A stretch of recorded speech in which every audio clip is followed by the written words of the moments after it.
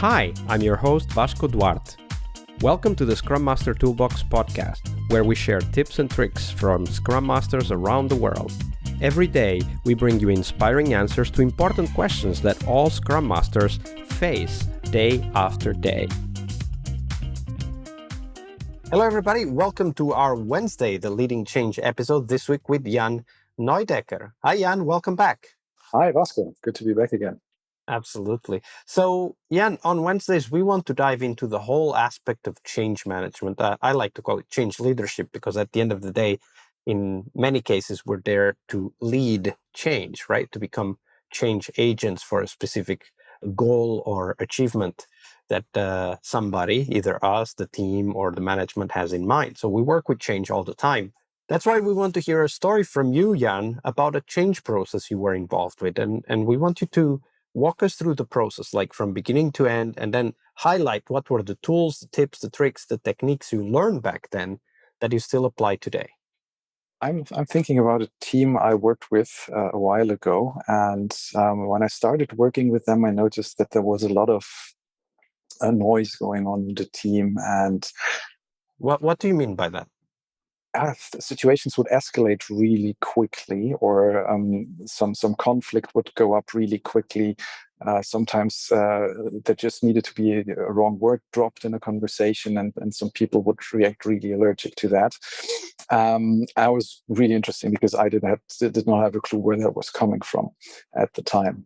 So in my first week or two, when I started observing what's going on here, this was really noticeable. On the other hand, they seemed to have a very, very close connection to each other, and they all looked like they were also all behaving like they wanted to achieve something great together, and there was empathy between each other. But on the other hand, there was a lot of conflict going on all the time, which was really interesting to see. So we also started to interact with the managers of that team naturally, which always is an important factor, I think. If you start to coach as an external in a company you consult or you try to help grow. And what we found out over time was that there was no really clear direction or goal or purpose set for that team. And that was, as we later on found out, the reason why things were escalating so often, because it was not really clear what direction do we head into, where do we go, how do we behave with our managers, what's in our responsibility, what's in their responsibility. So that was a situation which was not sustainable for over a long time. So that was also referring to yesterday. They were about to self-destruct because they didn't have a common goal, and we needed to change that. So what we did at the time, coming to tools we use, is we had a workshop session organized and facilitated by us, by some agile coaches, which were not part of that system, to talk about working agreements and also about why do we exist? So what's our purpose?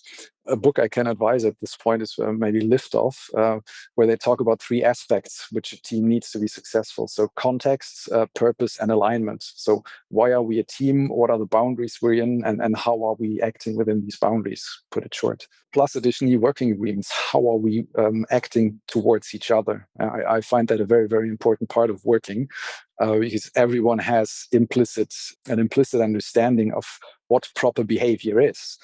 So we have that as well. But until we make that transparent to each other, you, Vasco, or I, as Jan, I might do something which will offend you. Not out of bad intention, but we never talked about it. This was something which was really interesting to see, that after we created this kind of transparency, which of course was not an easy process or an easy meeting. It was emotional and so on and so forth.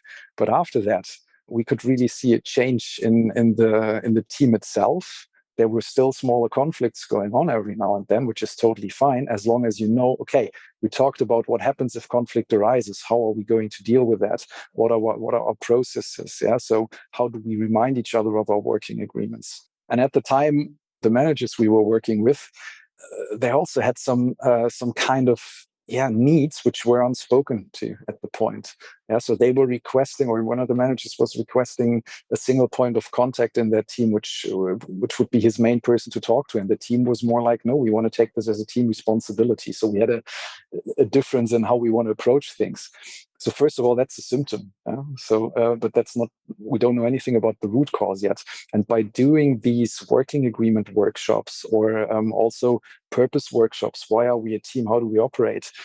We could really figure out what's the need of the manager behind it. And the need was not, I only want to talk to one person, or I need a direct report. It was more like, if you take that on as a team, my fear is that I will not be informed well enough. So because I need to know certain things, otherwise I get in trouble.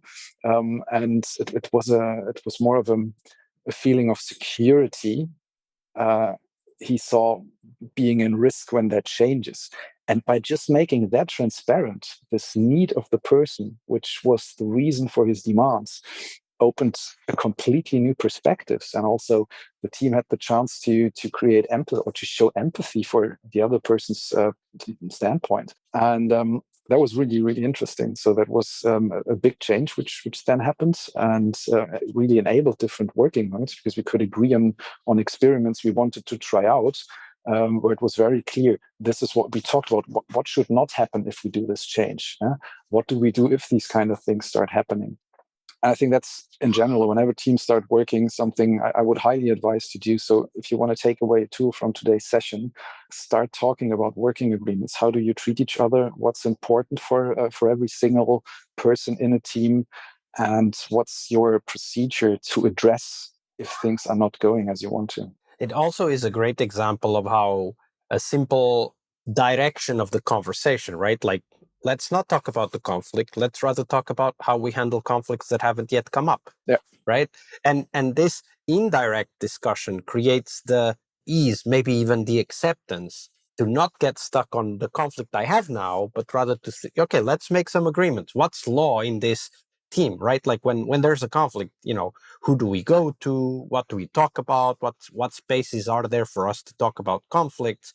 How do we address each other?